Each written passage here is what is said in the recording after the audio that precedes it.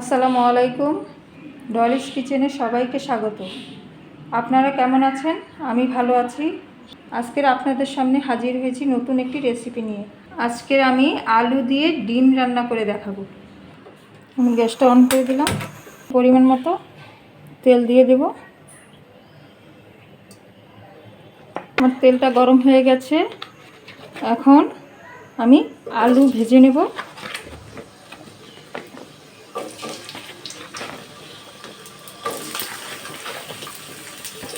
সামান্য পরিমাণ লবণ দিয়ে দিলাম, দিয়ে আমি আলুটাকে ভেজে নেব।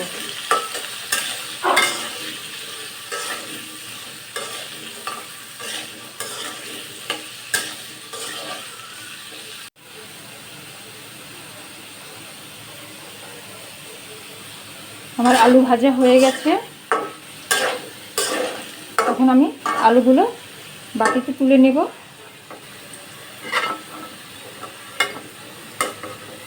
আমি আর একটু তেল দিয়ে দেব। তেলটা গরম হয়ে গেছে। আমি পেঁয়াজ দিয়ে দেব, সাথে রসুন বাটা দিয়ে দেব, আর 3-4টা তেজপাতা দিয়ে দেব।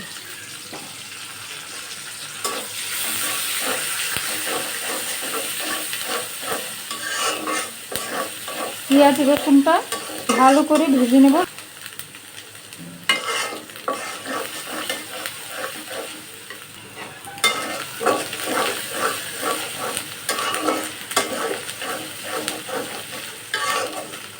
এখন আমি একটু কষানোর জন্য পানি দিয়ে দেব। মশলা কষানোর জন্য আমি পানি দিয়ে দিলাম। এখন আমি পরিমাণ মতো হলুদের গুঁড়া,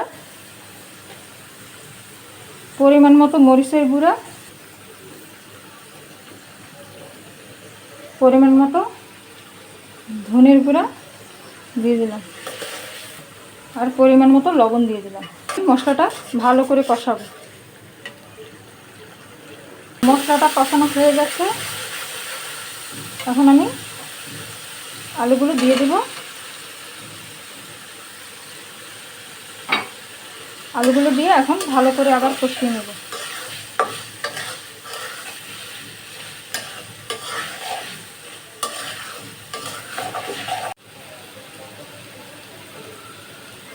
আমার আলুটা ভালো মতো কষানো হয়ে গেছে। এখন আমি পরিমাণ মতো পানি দিয়ে দেব।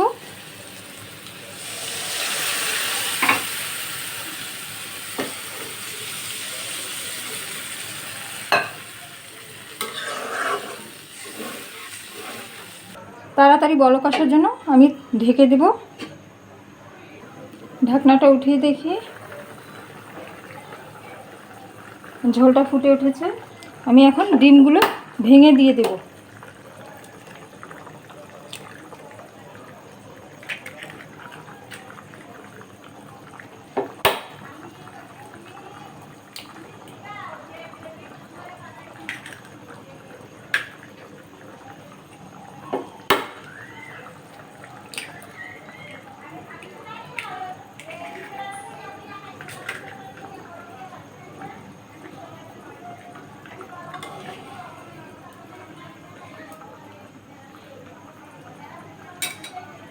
ডিমগুলো দিয়ে দিলাম। এখন আমি ঢাকনাটা আবার দিয়ে দেব।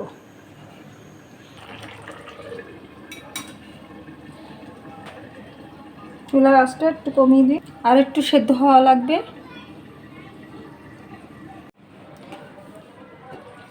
একবার উঠিয়ে দেখি আমার রান্না হয়ে গেছে। আলু দিয়ে ডিমের ঝোল হয়ে গেছে। দেখেন কত সুন্দর কালার হয়েছে। খুব সহজেই আপনারা বাসায় তৈরি করে খেতে পারবেন। ভিডিওটা যদি ভালো লাগে তাহলে লাইক, শেয়ার, সাবস্ক্রাইব করে দেবেন। আসসালামু আলাইকুম।